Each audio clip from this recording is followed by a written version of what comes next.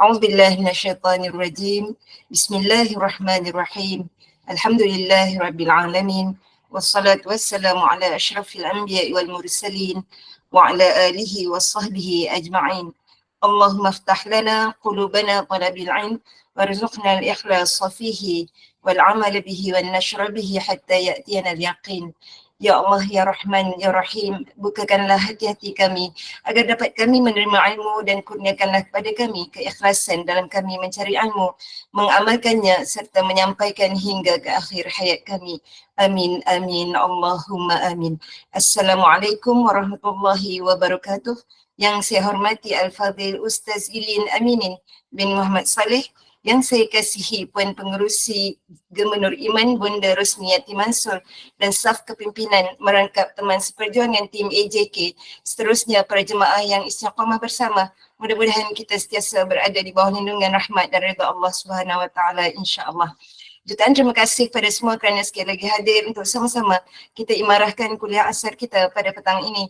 Kuliah terakhir kita pada 6 Februari 2024 berakhir pada muka surat 116 pada bahagian faedah doa ketika haid.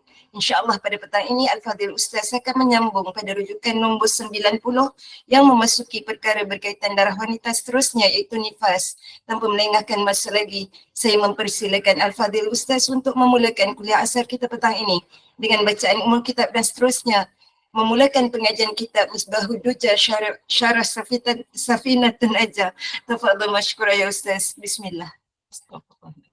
الفاتحة. أعوذ بالله من الشيطان الرجيم. بسم الله الرحمن الرحيم. الحمد لله رب العالمين، الرحمن الرحيم، مالك يوم الدين، إياك نعبد وإياك نستعين، اهدنا الصراط المستقيم، صراط الذين أنعمت عليهم غير المغضوب عليهم ولا الضالين. آمين. Alhamdulillah, wassalatu wassalam ala habibina Rasulillah wa ala alihi wa sahbihi wa man wala. Allahumma barik lana fi Sya'ban wa ballighna Ramadan. Yang muka surat 116, perkara yang mewajibkan mandi kan? Keluar darah nifas. Namanya nifas kerana yang keluar adalah nafas. Nafas maknanya anak kecil lah, manusia lah. Jadi kita senang ingat kan. Nafas, nifas. Baik. Nifas ialah, ada nota kaki 90. Ad-dammul khariju uqbal wiladah. Darah yang keluar selepas. Bukan semasa. Bukan sebelum. Jadi kalau ada orang bleeding, 1 hari sebelum melahirkan anak, 2-3 jam sebelum melahirkan anak, dia keluar darah, ada bleeding dan sebagainya, maka itu belum lagi dikira sebagai darah nifas. Tapi yang keluar darah, yang keluar darah, masih wajib solat? Wajib solat. Wajib solat. Habis dikira apa tu? Darah rosak. Dan dan dia masih wajib solat lah. Kalau dia banyak, istihadah. Tapi ceritanya, belum lagi yang namanya darah nifas. Senang cerita, belum lagi lah. Belum lagi hadas besar lah. Darah keluar selepas melahirkan anak. Uqbal wiladah. Sama ada janin yang keluar tu sempurna. Janin keluar sempurna, darah selepas itu keluar. Darah nifas. Atau sebesar alaqah. Sebesar alaqah. Alaqah segumpal darah. Mudghah seketul daging. Mudghah tu seketul daging. Asal makna alaqah ni bolehlah kita kata gumpal, tapi sebenarnya alaqah kalau dalam bahasa Arab, alaq ni macam kalau kita sebut alaqa maknanya gantung. Kalau alaqah maknanya benda yang bergantung, berkait, berhubung. Al-alaqatu baini wa baina zaujati, hubungan dan ketergantungan antara saya dengan isteri saya. Macam itulah alaqah. Bahasa Arab lah. Jadi kalau alaqah, sesuatu yang menempel dan tergantung. Itu kan kalau apa? Sperma dan ovum nanti kan dia akan menempel pada dinding rahim kan, dia punya istilah. Jadi daripada situ terbentuk kalimah alaqah. Tapi kalau kita nak sebut segumpal darah pun boleh jugalah. Untuk senang terjemahan dan memudahkan faham lah.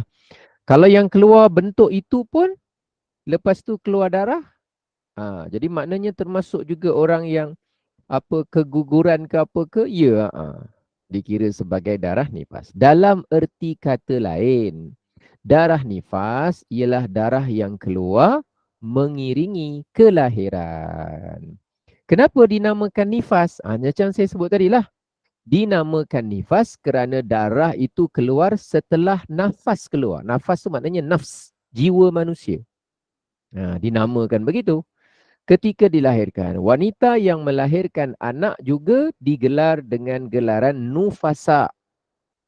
Nufasa, orang yang telah mengeluarkan nafas dan sedang keluar darah nifas yang melahirkan anak. Dipanggil nufasa. Bahasa Arab lah. Baik. Paling kurang darah nifas keluar satu lahzah. Satu lahzah. Ia dikira selepas keluar, darah tu nak kira yang mana? Selepas keluarnya anak dan selepas berpisahnya anak dari kandungan ibu. Ini sejurus budak tu keluar, darah selepas itu, nifas nama dia. Darah, ia dikira, mana nak dikira? Sebelum tu ada darah-darah apa semua tu, belum lagi. Belum lagi darah nifas lah. Sebanyak-banyak darah pula, darah nifas, tempohnya ialah 60 hari. Dan kebiasaannya 40 hari. Tapi kan tak mesti kan. Ada orang mungkin 53, mungkin 48, mungkin 35, mungkin 21, mungkin 6 hari. Ya, beza-bezalah. Tapi kebiasaannya 40 hari. Hitungan 40, 60, satu lahzah ni adalah mengikut istiqra'. Istiqra' ni kalau terjemahan moden namanya statistik. Tapi istiqra' ni lebih apa kita kata kan? Statistik Imam Syafi'i ni luar biasa lah. Maknanya Imam Syafi'i ni dalam ilmu hisab, kiraan, matematik, hitungan, maknanya mantap juga. Bukan mantap juga, sebenarnya memang mantap pun. Sebenarnya memang apa? Memang mantap pun. Kerana istiqra' Imam Syafi'i tu, walaupun dia lakukan di zaman dia, Imam Syafi'i lahir pada tahun 150 Hijriah. Wafat kira-kira 204 lebih kurang. Jadi tahun 200 lah kita sebutlah. 200 Hijriah. Kita sekarang 1445. Maknanya secara kasar 1200 tahun yang lalu Imam Syafi'i menggunakan pemerhatian, pengamatan, perkiraan, penilaian, perhitungan untuk membuat hitungan. Dia kumpul, tanya, soal, cari jawapan. Bangsa yang ni, bangsa Arab, yang ni suku kaum ni, yang bukan Arab apa semua. Dia buat kesimpulan, itulah dia. 60, 40, satu lahzah. Sukacita memaklumkan, selepas 1200 tahun, kajian yang dibuat, ya memang kalau orang tanya, ada tak dia post dekat mana-mana jurnal antarabangsa ke apa ke, apa yang dibuat Imam Syafi'i ini jauh lebih antarabangsa daripada segala tesis antarabangsa yang ada pada hari ini. Sehingga ramai orang menumpang ke antarabangsaannya Imam Syafi'i, sehingga ramai orang menumpang untuk mendapatkan penulisan-penulisan yang berperingkat antarabangsa. Ramai kan orang menumpang di ilmu Imam Syafi'i. Jadi kita optimis beliaulah yang dimaksudkan oleh Nabi. Janganlah kamu mencela orang Quraisy, nanti akan ada di kalangan orang Quraisy ini seorang alim yang memenuhkan bumi ini dengan ilmu dan cahaya. Jadi kita optimis beliaulah orangnya. Walaupun Nabi tak sebut siapa orangnya. Baik. Hitungan ini istiqra' kepada wanita-wanita Arab. Baik, jika ada lagi darah keluar 5 atau 6 hari selepas pembedahan atau keguguran, ada orang pembedahan, ada orang keguguran, maka dipanggil juga sebagai darah nifas. Permasalahan. Saya tak pandai sangatlah darah nifas ni. Yang pertama tak pernah. Yang kedua tak berapa pandai. Setakat yang situ tahulah. Saya pertama tak pernah, yang kedua tak berapa pandai. Tahu gitu-gitu je lah, sikit-sikit boleh lah. Baik, kita tengok permasalahan. Darah yang keluar daripada wanita setelah melahirkan. Setelah apa? Melahirkan. Dia keluar, lepas dia melahirkan. Sebelum berlalu 15 hari. Faham tak? Dia dah lahir, kering. Kering. Tak ada darah. 1 hari tak ada darah. 2 hari tak ada darah. 3 hari tak ada darah. 4 hari tak ada darah. 5 hari tak ada darah. Sekali hari yang ke-6 selepas kelahiran, suami dia baru nak buat kenduri apa tu? Akikah. Akikah. Akikah. Baru nak buat kenduri akikah. Nak siap-siap. Keluar darah. Hari yang ke-6 baru keluar darah. Maknanya darah tu keluar setelah melahirkan tapi belum berlalu 15 hari. Belum lepas 15 hari. Okey. Disebut, masih lagi disebut darah nifas. Contoh kedua. Dia lahir. Lepas baby keluar, kering. Tak ada darah. Hari pertama, tak ada darah. Kedua, tak ada darah. Dah 3 hari, tak ada darah. 4 hari, tak ada darah. 5 hari, tak ada darah. 6 hari, tak ada darah. 7 hari, dah balik rumah dah ni. Masih ulang alik lah. Sebab anak dia kuning katanya. Anaknya ada kuning katanya. Lepas tu dia pergi ulang alik. Dia sampai akikah, buat akikah hari ke-10, hari ke-12, hari ke-13. Keluar darah. Belum berlalu 15 hari. Maka yang keluar itu masih lagi dianggap sebagai darah nifas. Darah apa? Darah nifas. Okey, itu satu contoh. Contoh situasi ketiga. Teruskan ayat dia. Tetapi jika setelah melahirkan dan lapar dan bersalin tidak mengeluarkan darah, sebagai contoh, kalau terus tak keluar darah, kemudian setelah 15 hari dah berlalu, barulah keluar darah. Dah 15 hari, barulah keluar darah. Dah 15 hari, 15 hari tu tak ada keluar darah. Dah senang cerita 17 lah. Nak faham dia tu, biar nampak sikit nombor tu. 15 hari tak keluar, 16 hari tak keluar, hari ke-17 keluar. Bila hari ke-17 keluar, maka darah itu bukan lagi darah nifas. Darah itu bukan lagi darah apa? Nifas. Tetapi darah yang menyusul keluar itu adalah darah haid. Oleh itu, dia wajib mandi bila sampai hari yang ke-15, selesai cukup 15, tak perlu tunggu sampai 17. Dia wajib mandi kerana wiladah sahaja, kemudian dia wajib solat. Habis yang 15 hari tu, 15 hari tu dia wajib qada. Faham?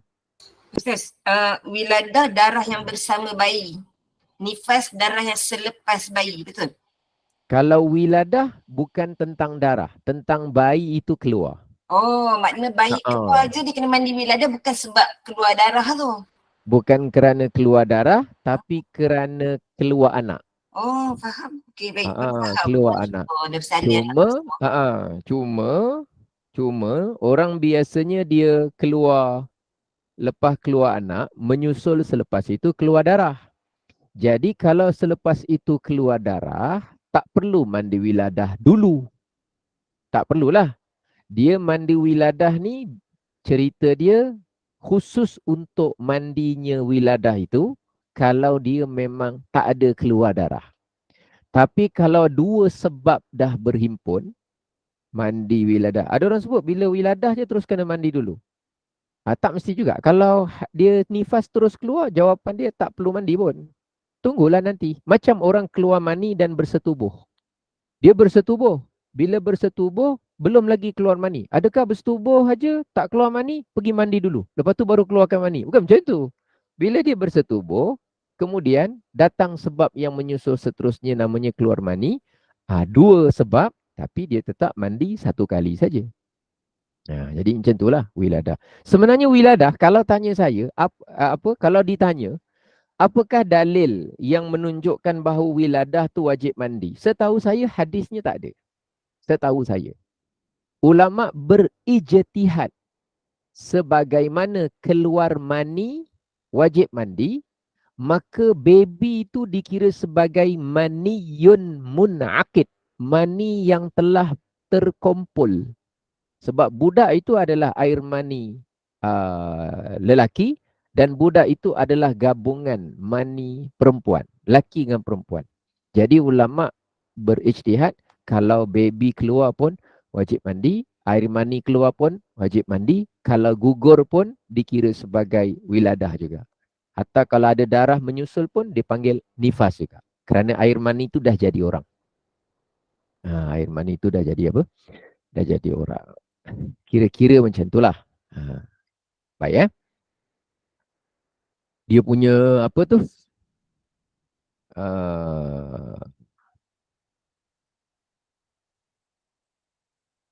Kalau dulu orang tasawuf kata, sebagai orang tasawuf tu kata kalau nak membuang sombong, harus dikata kepada seseorang atau kepada diri sendiri, kamu tu terjadi lalu tempat keluar kencing dan kamu keluar juga dari tempat keluar kencing, katanya.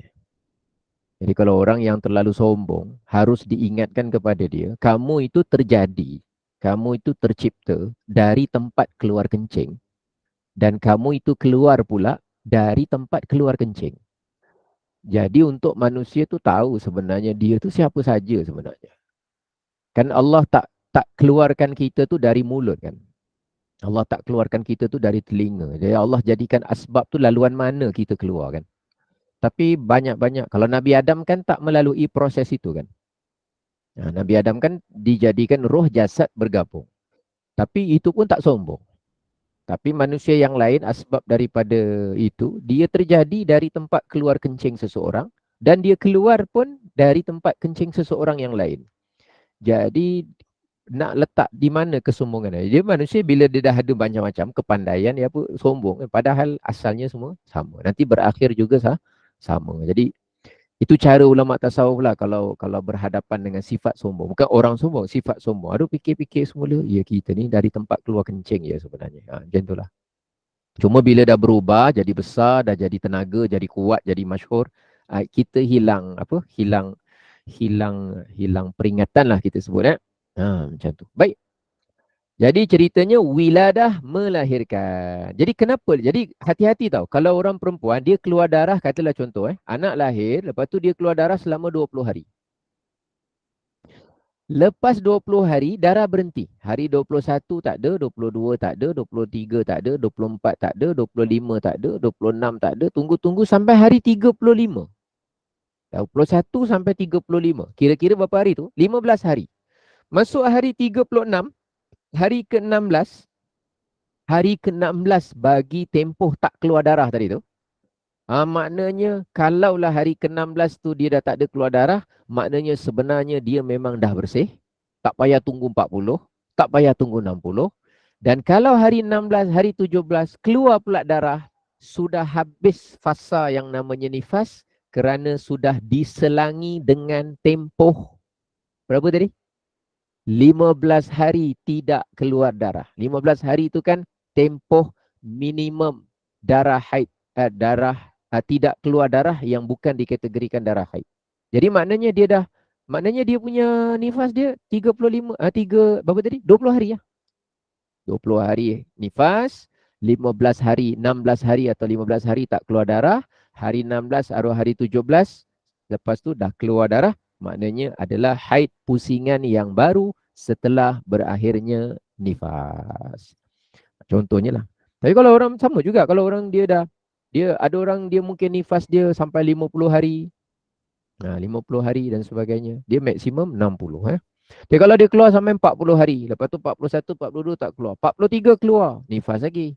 43, 44 keluar, 45 tak, 46 tak, 47, 48, 49, hari ke-50. Hari 51 keluar lagi, tak sampai jarak 15 hari, baru jarak 5 hari. Selagi bawah 60, tak putus 15 hari bersih, 15 hari tak keluar darah, maknanya keseluruhan hari itu dia masih lagi berdarah nifas. Tapi Ustaz, nantilah ada ya saya. okey, kalau dalam dia lepas melahirkan anak, selafzah keluar. Lepas tu dia tak ada darah 15 hari, bukan 15, sampai hari 15 tu. Lepas tu datang balik. Masih nifas lah Ustaz, sebab dia ada selafzah darah selepas bayi tu. Kalau ada satu lahzah atau 1 hari atau 2 hari atau 3 hari atau 20 hari, kemudian terputus tak keluar darah 15 hari dan ke atas, maka yang selepas daripada 15 hari yang terputus tu haid. Kalau terputus tak cukup 15 hari, tetap dalam nifas selama 60 hari tu. Selagi di bawah 60 hari. Jadi kalau ada orang terkeluar satu lahzah, tas keluar. Sekali 16 hari tak keluar. Jawapan dia hari yang ke-17 adalah haid yang baru. Maknanya nifas dia memang satu lahzah saja. Jadi 15 hari bersih memang kena buat kalender lah. Kena dia peribadilah dia buat kalender sendiri ya. Tapi saya yakin Ustazah Misnah mesti dah terangkan hal itulah. Saya fikir sebab saya tengok ada daurah haid nifas tu kan. Beliau lebih tahulah tentang tu. Baik. Kemudian yang kedua, mandi nifas dengan niat menghilangkan haid atau sebaliknya mandi haid. Mandi haid dengan niat menghilangkan nifas, hukumnya boleh, memadai menurut Imam Ibnu Hajar. Sebab ceritanya dua-dua mandi wajib, tak mengapa saja. Tetapi menurut Imam Ar-Ramli tak boleh. Kalau nifas, mesti niat dia mengangkat hadas besar nifas. Kalau umum mengangkat hadas besar, settle. Ni kalau cerita ada orang dia nifas tapi terniat dia mandi haid. Orang haid mandinya nifas. Ya, tak apalah. Menurut Imam Ibnu Hajar, jawapan dia okey saja, tak masalah. Kerana dua-duanya ceritanya keluar darah dan dua-duanya adalah hadas besar. Kemudian status darah keguguran. Status darah keguguran. Darah yang keluar kerana keguguran itu ada khilaf ulama. Khilaf tu maknanya apa? Perselisihan. Perselisihan pendapat ulama. Khilaf kita biasa cakap khilaf tu saya mohon atas salah dan khilaf. Khilaf yang kita biasa sebut tu kadang-kadang maknanya kesalahan. Kat sini tak ada bukan langsung makna dia kesalahan. Khilaf kat sini ialah perbezaan pandangan. Catatlah kat situ nanti tahu perbezaan pandangan ulama. Baik. Jika janin yang keguguran itu, kenapa ada perbezaan? Sebab dia perkara ijtihad. Ulama punya kajian, pemerhatian, perbincangan, perbahasan, jawab dan soal, kritik dan puji, macam-macam pendapat sesama mereka, lalu ada beberapa kesimpulan. Jika janin yang keguguran itu jelas ada tanda-tanda penciptaan, seperti baby yang keluar tu, bentuk tubuh ada, wajah ada, tangan ada, kaki pun ada, maka darah yang keluar lepas yang bentuk tu keluar tu, kepala, tangan, kaki semua ada tu, kalau gugur bentuk macam tu, darah yang keluar lepas tu kiranya darah nifas. Okey. Tapi kalau belum nampak tanda-tanda penciptaan, katalah macam seketul daging je lah, tak nampak bentuk kepala, kaki tak nampak sangat, ataupun pendek sangat, kecil saja gitu kan, contohnya lah, belum nampak lagi tanda-tanda penciptaan, khilaf ulama. Ulama memang berbeza lah. Menurut mazhab Imam Syafi'i dan mazhab Maliki dan pendapat yang sahih dari mazhab Hambali, darah yang keluar lepas benda tu keluar, daging tu keluar, seketul tu keluar, ia tetap juga dikira sebagai darah nifas. Habis yang keluar tu cuma segumpal daging saja. Ya, walaupun segumpal seketul daging saja. Atau alaqah tadi tu, segumpal darah saja, macam darah jelly gitu. Jelly tapi dia macam pekat, macam kenyal, tapi dia keluar macam tu aja. Doktor sahkan itulah dia yang menempel sebelum ni untuk beberapa tempoh keluar. Jawapan dia ada darah selepas itu menyusul keluar. Menurut pendapat yang pertama A ni, darah yang keluar selepas daripada segumpal darah sekalipun keluar, maka darah itu dihukumkan sebagai darah nifas. Tapi B, mazhab Hanafi dan sebahagian riwayat dalam mazhab Hambali, ia bukan dikira sebagai darah nifas. Jadi memang ada perbezaan lah. Jadi kalau ada wanita daripada negara lain ke yang beramal ke, ataupun ada orang kita yang berkahwin dengan warga asing ke, kan? Warga negara asing kan. Saya dulu pernah juga jumpa orang yang dia berkahwin dengan warga asing kan. Dia kata, saya punya suami amalan dia lain lah. Saya punya isteri cara dia lain lah. Saya kata, memang lah ada beberapa perkara memang berbeza. Dan saya pun tak tahu semua mazhab lain. Bukan kata mazhab lain, mazhab Syafi'i pun saya tak tahu semua. Manalah. Kalaulah mazhab Syafi'i itu saya tahu semua, woi, orang dah panggil saya Imam Syafi'i Junior. Kalau tahu semua. Tapi oleh kerana banyak tak tahu, bukan kata Imam Syafi'i Junior, Syah pun tak ada. Apa lagi Syafi'i? Imam Syafi'i, Imam Syafi'i ilmu dia luas. Ustaz, macam mazhab Imam Hanafi tu yang di bawah tu, kalau dia bukan darah nifas, dia kategori haid ataupun istihadah? Kalau haid, tidaklah. Kalau haid, tidaklah. Tapi dikira sebagai yang namanya istihadah. Oh, maknanya kena solat lah. Dia kena solat lah macam biasalah. Darah tu keluar itu aje. Dengan sebab melahirkan. Cuma sebelum keluar, ketika keluar, lepas keluar, dikira sebagai darah melahirkan. Tapi dia tak panggil sebagai darah nifas. So, yang di atas tadi tu, yang tanda-tanda cukup sifat semua tu kan? Kalau tak bernafas, masih dikategorikan cukup sifat? Masih. Kan ada orang yang kadang-kadang baby meninggal dalam kandungan kan? Faham. Saya ada pernah ada seorang kenalan lah. Sedih juga meninggal dalam kandungan. Meninggal dalam kandungan. Tapi dah sempurna. Memang sedih lah. Sedih sangatlah. Pada saya sedih lah sebab satu, tempoh lama. Kedua, dah pernah merasakan pergerakan baby sebelum daripada kematian. Lepas tu pula dalam keadaan yang dah sempurna bentuk. Tapi ialah Allah, milik Allah. Jadi memang macam tu ada. Baik, kemudian yang kelima di antara perkara yang mewajibkan mandi namanya ialah wiladah.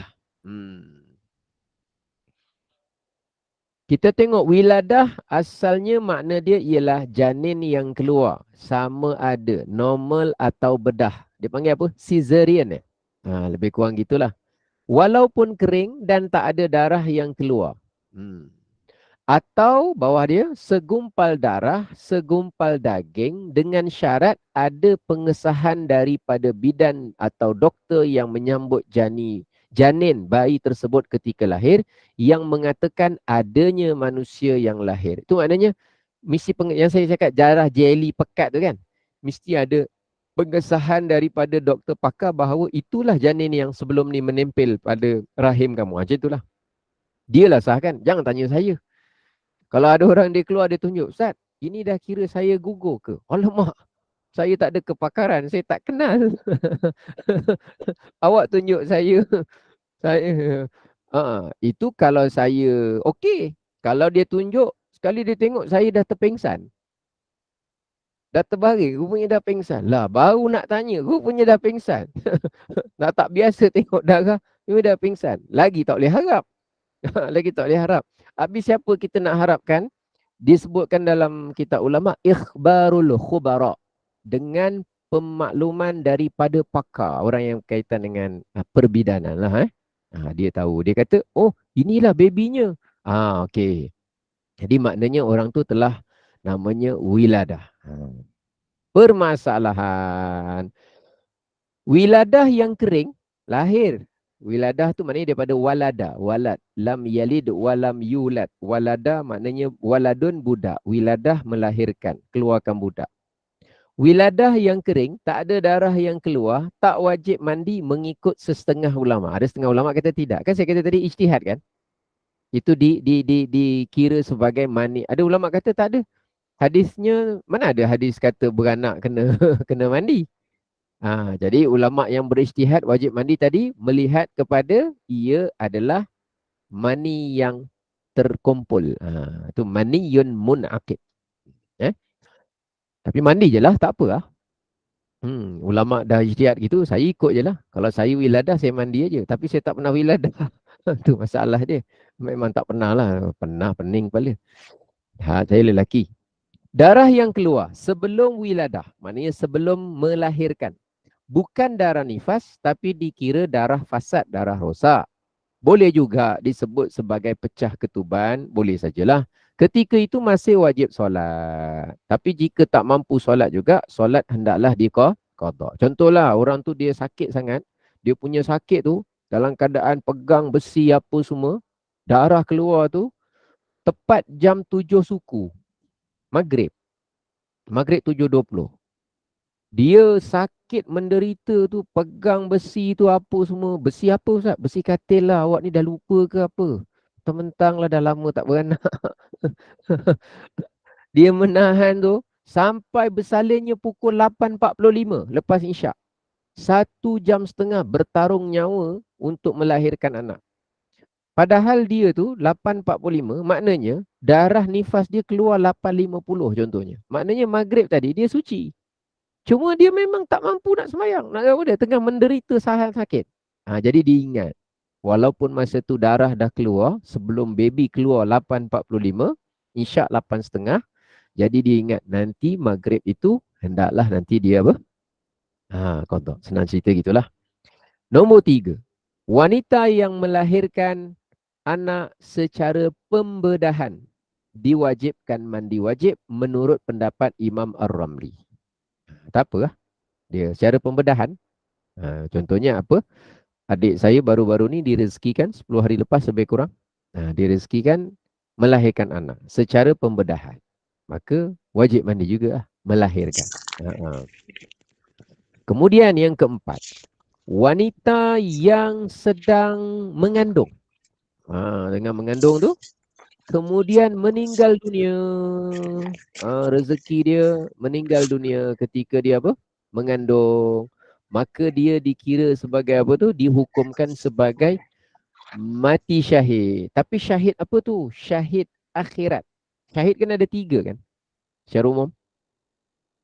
Syahid dunia akhirat, syahid dunia, syahid akhirat. Kan itu.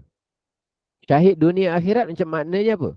Di dunia dia dihukumkan sebagai syahid, dianggap, dikira, dipanggil, digelar mati syahid. Di akhirat, di sisi Allah, memang betul dapat ganjaran mati syahid. Siapa dia? Orang-orang yang berjuang, berjihad di jalan Allah di medan pertempuran dan dia ikhlas semata-mata kerana Allah. Jadi lepas dia meninggal dunia, kita panggil dia syahid di jalan Allah dan di akhirat dapat ganjaran. Itu sahabat Nabi, Sayyidina Hamzah dan lain-lain tu, perang Badar, perang Uhud, perang Tabuk, perang apa, itu semua syahid dunia akhirat. Di dunia diurus sebagai orang mati syahid. Mati syahid dan dikafankan dengan pakaiannya saja dan kemudian ditanam. Sekarang ni pula cerita dia, orang yang syahid dunia saja. Di dunia dipanggil mati syahid, di akhirat tidak ada ganjaran mati syahid. Siapa?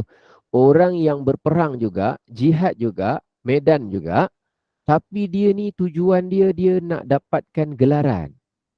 Dia harap-harap lepas ni orang panggil dia pejuang Islam. Dia ingin supaya dia diangkat. Jadi masa dia wafat, dia meninggal saja, memang orang urus dia macam mati syahid. Sebab orang mana tahu niat dia. Rupanya di akhirat dia dikira sebagai tak dapat ganjaran mati syahid. Ini nama dia ialah syahid dunia. Dalam hadis ada cerita kisah syahid dunia ni. Tapi tak sebut nama syahid dunia lah. Tapi rajulun ustushhidah. Antara orang yang terawal dihisab adalah yang jenis yang macam ni. Yang ketiga syahid akhirat. Syahid akhirat ni yang kita sebut ni. Dia ni kat dunia diurus macam biasa saja. Empat perkara tadi tu. Mandi, kafan, solat dan juga ke bumi. Tapi bila di akhirat nanti dia dapat ganjaran pahala mati syahid. Orang mati terbakar, orang mati tenggelam. Orang yang ulama masukkan kategori ni lah. Bayi yang wanita yang meninggal dunia ketika mana dia sedang mengandung sebab kaitannya dengan perut. Jika bayi dalam kandungannya hidup, wajib dibedah wanita itu untuk menyelamatkannya. Tapi jika tidak tidak hidup maka tidak boleh dibedah. Jangan dibedah. Baik. Kemudian sebelah hamil mengandung. Saya doakanlah petang ni mana-mana yang mengandung, yang hamil, mudah-mudahan kandungannya selamat. Yang hamil mudah-mudahan selamat melahirkan anak. Mudah-mudahan insya-Allah. Tempoh mengandung sekurang-kurangnya 6 bulan.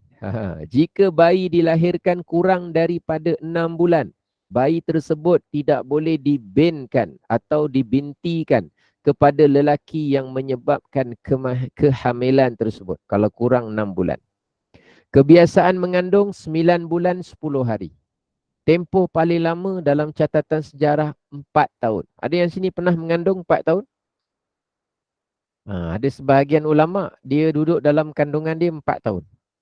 Dalam catatan sejarah ada. Sekarang saya dah tak jumpa. Saya tak tahu kalau negara Afrika ke sebahagian negara Arab masih ada. Dulu-dulu ada. Mengandung 4 tahun macam. Tapi keluarnya baby lah. Tak adalah keluar terus main bola terus. Baru nak tanya, keluar ada gigi semua ke Ustaz? Keluar bayi. Cuma tempoh Sama. kat dalam kandungan. Tapi Itu pun, Ustaz, minta maaf Ustaz nak tanya, kalau kata kandungan kita tu gugur dalam umur 2 bulan pun tak boleh dibinkan kepada ayah ke? Kalau kandungan itu gugur dalam, ini cerita kalau orang itu ni tak berkahwin lagi ni, orang perempuan ni. Okey, minta maaf. Kalau orang yang berkahwin, okey saja, Ben boleh, tak masalah. Ini yang jika tanpa melalui perkahwinan, maknanya dia tu tak ada suami ataupun tiba-tiba dia kahwin, lepas dia kahwin bukan bayi tu tempoh dia 2 bulan dalam kandungan. Dia baru 2 bulan berkahwin. 2 bulan apa? Baru 2 bulan berkahwin. Tiba-tiba dia melahirkan anak. Contohnya, anaknya sempurna pula tu. Dia dah berapa lama dia mengandung ni? Macam tu tak boleh nak dibinkan kepada lelaki yang menyebabkan dia mengandung itulah. Ini cerita kalau kes-kes apa? Kes-kes anak kita panggil tak sah taraf. Tapi yalah, sebenarnya istilah ni pun ada apa kita kata ada perselisihan, perbezaan cara memandang lah. Jadi ada sebahagian pihak, bukan orang lah, ada sebahagian pihak melihat kalau kita panggil gelaran yang terus terang dan tepat, dia akan memberi satu gambaran yang kurang baik. Contohnya, anak luar nikah, kita sebut anak luar nikah.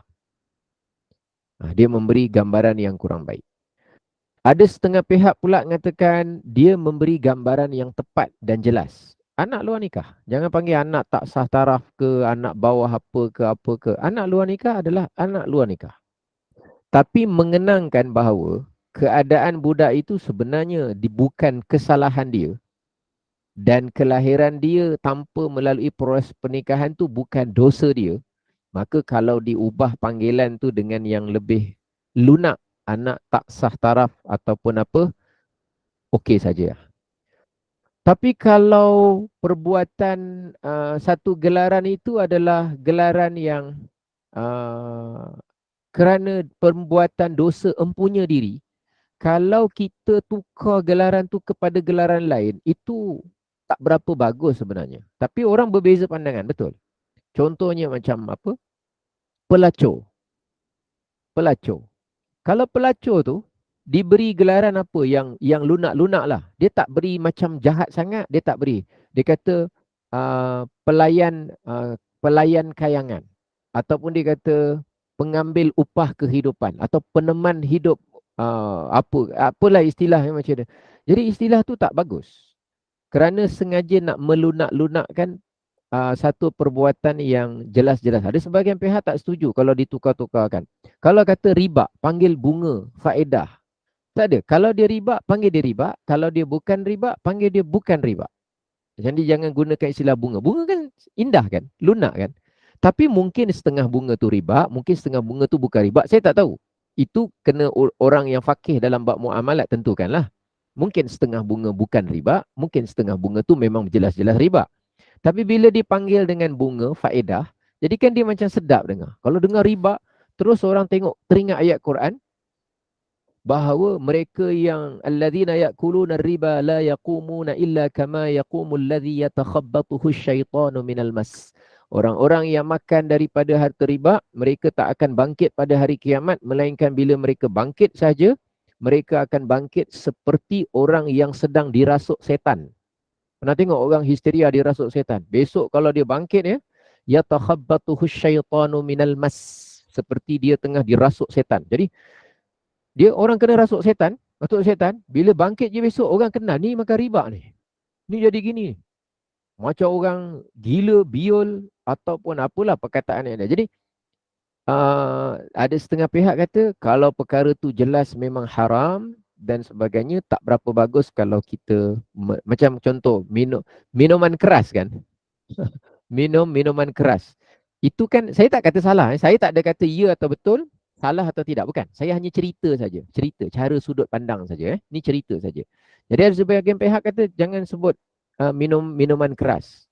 Sebut saja minuman arak. Kalau dulu lagi dahsyat, air kencing setan kan dulu kan. Orang tua sebut air kencing setan kan. Jadi kerana mereka dulu memang nak menanamkan. Saya tak pernah juga pula tengok setan kencing, tak tahulah, tapi nak cerita dia nak memberi, tak memuliakan benda yang keji. Dia nak memberikan terus satu gambaran betapa tu. Tapi setengah orang kata janganlah kita menghina gini. Tapi nampak macam baik, tapi kalau dia silap, dia ke arah melunakkan perkara yang jelas haram. Ni saya cerita yang jelas haram saja. Kalau yang ada perbezaan pandangan ulama tu cerita lain. Ini kalau arak jelas haram, memang tak boleh, tak ada siapa ulama yang cakap arak tu halal. Cuma apakah benda itu arak atau tidak arak, yang tu cerita lain. Ustaz, ni air babrik kan ni arak ke bukan arak? Tak tahu. Itu kena tanya pakar. Tapi kalau cerita dia, jadi hal-hal yang seperti itulah. Itu. Jadi ada yang pro, ada yang kontra, saya faham. Tapi saya pula sepanjang pembelajaran saya dengan sebahagian guru-guru saya, mereka suka perkenalkan terus perkataan itu kepada anak-anak kita sebagaimana apa yang disebut dalam Al-Quran. Kerana Al-Quran, seburuk mana pun label yang Al-Quran beri kepada satu-satu perbuatan, tidak ada perkataan yang lebih tepat daripada apa yang difirmankan oleh Allah. Dia kata pegang pendirian yang tu dulu. Jangan kerana kita pandai bahasa, jangan kerana kita nak bermodalkan kerana kita kelembutan hati. Tak, kelembutan hati siapa yang tunduk dengan Quran, kata guru saya. Ukuran lembut hati tu bukan pada kita kesian dengan pelacur, janganlah panggil pelacur, panggillah dia pelayan manusia. Dia tak nak macam tu. Kalau dia betul melacurkan diri, dia seorang pelacur. Dia suka cakap, bukan tujuan memaki hamun, hanya pada, apa nak cakap macam tadilah, tujuan dia supaya tidak menurunkan darjat, tidak melunakkan, saya tak kata turun, tidak melunakkan perkataan-perkataan dosa kepada perkataan yang lembut, kerana bahayanya pada generasi berikut. Sehingga mereka, dia sekarang orang nak menormalisasikan benda-benda yang tak elok ni, dia macam-macam strategi.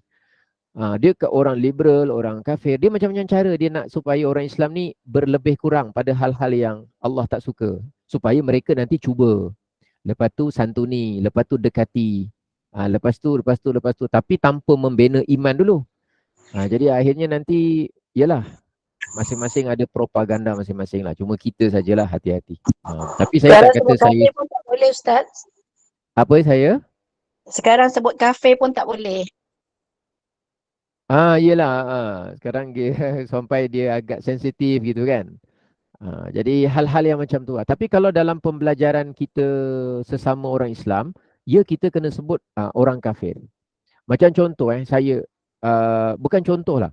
Saya kalau cakap dengan anak saya kata tu tempat ibadat orang kafir. Saya cakap. Cuma saya cakap dengan dia, bila bertemu dengan orangnya, kita jangan panggil, hey kafir, jangan panggil. Kita panggil pakcik, panggil uncle. Tapi memperkenalkan kepada dia, contoh kan lalu ada dekat tempat rumah ibadat agama lain lah kat tempat saya tu. Dia warna dia cantik kuning. Jadi anak saya ni dekat dengan klinik, dia pergi klinik lalu, "Papa, cantiknya papa." Dah, itu tempat ibadat orang kafir. Oh, tempat orang kafir ya papa. Tempat orang kafir. Saya cakap dulu orang kafir.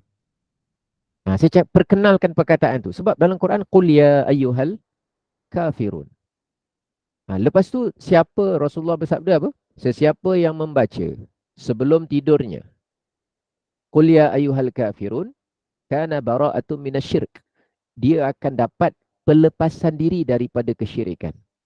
Jadi peranan dia banyak dalam hal memperkenalkan. Tapi saya tetap melarang anak saya daripada memanggil orang, kafir. Saya tetap melarang. Sebab dialog panggilan, ucapan dan muamalah komunikasi tak sama dengan cara kita memperkenalkan kejahatan amalan. Amalan menyembah selain dari Allah tu kita kena kenalkan. Ini rumah ibadat orang kafir, kita tak boleh nyembah. Macam itulah. Tapi jangan pula kita tak perkenalkan perkataan kafir kepada dia. Nanti dia tak tahu perkataan kafir itu apa. Nanti jadi asing dan dia rasa berat pula kalau mengatakan itu. Akhirnya dia pula rasa berat nak mengatakan itu rumah ibadat orang kafir. Tapi kita kan bukan menghina kan, menyebut itu rumah ibadat orang kafir kan bukan menghina. Kalau kita bukan mengejek. Kalau mengejek kan tak boleh. Wala tasubbul ladzina yad'una min dunillahi fayasubbullaha adwan bighairi ilm. Allah Taala berfirman, jangan kamu ejek sembahan orang-orang yang menyembah selain daripada Allah, nanti mereka akan mengejek Allah sebagai balasan. Jadi kalau kita sampai depan berhala, kita maki hama, na'udzubillah. Kita tak nak buat macam tu. Tapi kalau kata orang buat, bodohlah berhala ni, bingailah, dia cakap perkataan tak elok. Orang yang menyembah berhala, engkau sembah siapa? Engkau sembah Allah. Allah pun bodoh juga. Akhirnya akan membuka jalan orang mencela Allah. Jadi wala tasubbul ladzina yad'una min dunillah. Jangan kamu cela orang-orang, jangan kamu mencela sembahan. Orang-orang yang menyembah selain daripada Allah. Jadi kita cuma menerangkan untuk anak kita, pada masa yang sama menerangkan tentang kebatilan perbuatan tersebut. Tapi itu bukan kita cela, kita tak ejek. Baik. Kemudian catatan sah berkahwin dengan wanita yang sedang mengandung anak hasil daripada hubungan luar nikah. Dari segi nikah sah je, tak ada masalah. Kemudian yang kelima, meninggal dunia. Ada yang meninggal dunia pula. Yang kelima, yang keenam, meninggal dunia wajib mandi. Tapi wajibnya ke atas orang yang masih hidup. Bukan wajib ke atas orang yang dah meninggal. Orang meninggal tak ada hukum kan. Lepas tu kalau orang meninggal, ahli keluarga nak melihat, menatap kali terakhir, nak cium jenazah. Boleh je. Boleh dengan maksud kalau orang tu orang yang halal bagi dia ketika hidup lah. Contoh kalau ada orang walaupun jenazah dah tak berdosa, tapi orang yang datang nak cium pun dia masih ada hukum lagi. Jadi tak bolehlah satu orang tu dia meninggal, tiba-tiba datang makwa lama datang nak cium. Makwa lama datang nak cium. Tak boleh lah. Tak boleh. Dia kata tak apalah, dah meninggal. Sekali pun jadi lah. Banyak mu punya sekali. Mu balik. Ustaz kalau janda dia. Yang penting masa dia meninggal dunia tu, Mayat masa dia baru meninggal balik. dunia tu dia dah tak ada hubungan yang membolehkan dia. Tu tak boleh. Mayat memang tak berdosa. Yang hidup tu masih ada hukum lagi. Tak boleh. Tak boleh. Maaf Ustaz, nak tanya. Ustaz, yang berkenaan yang perempuan yang sedang mengandung anak hasil daripada hubungan luar nikah tu, kalau dia kahwin dengan lelaki tu dengan anak yang keluar nanti tu apa hubungan? Macam kalau anak perempuan dengan lelaki tu apa hubungan? Anak lelaki dengan lelaki tu apa hubungan? Terima kasih Ustaz. Anak lelaki dengan lelaki? Dengan lelaki yang telah Dengan bapa biologi? Bapa biologi, betul. Dengan bapa biologi dia. Kalau dia tu hasil daripada bukan perkahwinan, maka dia orang itu bukan bapa secara akad Bukan bapa secara sah lah. Tapi bapa biologi saja. Bapa biologi ni maknanya secara air mani, itulah bapa dia. Mungkin DNA dia agaknya DNA bapa dia lah agaknya lah dari segi tu. Tapi dari segi nak ceritanya tu, akad nikah melangkaui DNA. Betapa besarnya nilai apa? Nilai akad dalam Islam ni. Terutama dalam bab nikah. Penting bab akad ni. Sampai begitu sekali. Kesan daripada itu, bapa biologinya nanti tidak boleh tidak dikira sebagai bapa dia yang sah lah. Tapi dikira suami kepada mak dia sekadar itu saja. Untuk dia santuni hormati, ya santuni hormatilah. Tapi hak-hak sebagai seorang bapa kan nanti tak ada. Kalau macam anak perempuannya nak kahwin nanti kan, maka bapa orang yang jadi bapa biologi ni tak bolehlah menikahkannya tu. Menikah. Sebab tu dulu agak sensitif. Dan sekarang pun nampaknya kembali sensitif. Mana-mana anak perempuan yang dia itu adalah anak sulung kepada seseorang perempuan, maka sekarang menjadi satu apa nak kata, bukan satu kerja lah, satu tanggungjawab lah untuk membuat penyiasatan, bukan meletakkan prasangka buruk, tapi awasan. Supaya dia gini, satu, maksiat berleluasa. Yang kedua, kejahilan berleluasa. Jadi yang bapa biologi ni mengatakan, aku bapa dia. Aku bapa dia. Dia tak peduli pasal hukum. Dia tak peduli pasal dulu dia punya kejahatan dan kesalahan dia. Dia tak nak tunduk pada hukum hakam. Dia seboleh-boleh nak juga dia yang, contohnya gitulah, kalau lah katakan. Dan saya tak berapa pasti dalam masyarakat hakikatnya dah berlaku atau tak berlaku. Tapi yang sedengar saya tu ada beberapa tempat berlaku. Tapi kalau dalam bab ni saya memang kena dapatkan sikit statement daripada kawan-kawan yang terlibat di bahagian nikah kahwin, nikah cerai dan rujuk kan dalam di Juruagama, untuk tahu statistik tentang orang-orang yang berkahwin ini, baru dapat gambaran lah. Tapi secara umum boleh saja berlaku dan apa berlaku. Kita Ustaz, kena doa. Ya, saya. Macam mana dari segi diorang bersentuhan dengan anak tidak sah taraf ni, Ustaz? Bapak dia Maksudnya dengan anak dia. Kepada Dia anak kira perempuan orang dia. lain. Kena kira seperti orang lain. Kena kira seperti orang lain. Jadi seperti orang lain kan berat kan? Berat kan? Berat lah. Berat. Memang macam tu. Bukan haram lah. Batal wuduk lah Ustaz. Betul. Kira orang lain. Maksudnya aurat dia pun sama kan Ustaz? Aurat dia, nanti dia tak boleh nikah pun dia tak boleh nikahkan. Nanti apa lagi? Hak waris, mewarisi. Macam-macam lah. Semuanya ada kaitan. Mewarisi dan sebagainya. Ustaz, Tapi kalau katakan biasa tengok duduk sekali. Itu cabaran dia. Itu yang susahnya tu.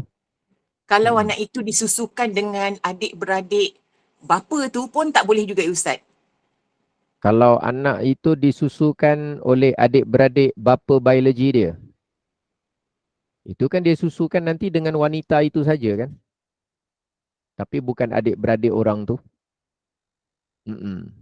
Jadi memang cabaran kepada, sebab tu kalau anak tak sah taraf ni, dia dalam dilema yang banyak. Nanti dia dalam keadaan yang tersepit banyak perkara. Dia hidup dengan orang tu dah lama, rupa-rupanya dia tahu bahawa orang itu bapa biologi tapi bukan bapa yang sah bagi dia secara akad. Jadi kesan dia memang banyak lah. Nanti dekat bahagian depan sikit tak silap saya, dalam bab sebab-sebab yang menjadikan mahram. Sebab-sebab dekat muka surat berapa, dia ada senarai-senarai dia. Tak silap saya bab yang berkaitan dengan aurat. Nanti dia ada detail sikit kat depan ni. Nanti kita akan cerita tentang perkara tersebut, kita akan sentuh juga. Bab aurat ada tak? Syarat sah solat ada tak? Dalam bab ni. Tak silap saya dia ada syarat, okey, syarat sah solat 2, 3, 5. Tak silap saya dia akan ada, kalau tak silap saya lah, dia ada cerita senarai. Syarat sah solat ke apa tak? Syarat sah solat atau bahagian aurat atau bahagian apa. Nanti dia ada sentuh. Nanti insyaAllah kita sampai kat situ insyaAllah. Baik, kemudian maksudnya kematian seorang Muslim, nombor 92 tu, selain daripada mati syahid. Maknanya mandi tu selain mati syahid. Jadi orang kat Palestin tu yang berjuang tu, dia mandi tak? Lepas dah jihad tu, jihad lawan pasukan Israel Zionis, sekali kena tembak, meninggal, dia mandi tak? Tak ah. Tu kematian seorang Muslim selain daripada mati syahid, barulah dia dimandikan. Bayi yang meninggal dunia mencapai umur 4 bulan daripada masa kehamilan walaupun tidak nampak tanda-tanda hidup, maka wajib dimandikan, dikafan dan dikuburkan. Mandi, kafan, kubur. Kenapa tak solat? Sebab dia tak sampai lagi, tak ada tanda-tanda hidup. Tapi kenapa mandi, kafan, kubur? Sebab dia dah melalui proses 40 hari, roh dah tiup.